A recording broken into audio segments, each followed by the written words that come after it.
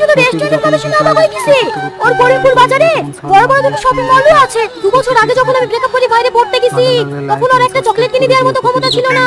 আর এই 2 বছরের মধ্যে ও এত বড় লোক হয়ে গেছে। এখন 3-4টি গ্রামের মধ্যে ওই নাম করে ফকির। দিন গেলে মনে হয় ভিক্ষা করে 15-20 হাজার টাকা ইনকামই করে। ও এত বড় লোক হয়ে গেছে, তুই আমাকে একবার ফোন করে বলতে পারিসনি তুই তো ওর সাথে ব্রেকআপ করেছি? তার লাগি তোকে বলিনি। আর তাছাড়া তোর এখন একটা বার নাই তো কি হয়েছে? টাকা তো আছে।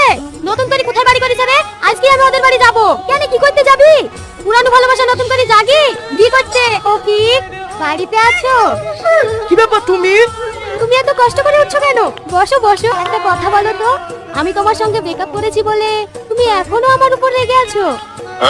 তুমি জানো সোনা, আমি তোমাকে এখনো অনেক অনেক ভালোবাসি। আচ্ছা, আমি শুধু এর জন্যই তোমার সাথে ব্রেকআপ করেছিলাম, যেন তুমি নিজের পায়ে দাঁড়াতে পারো।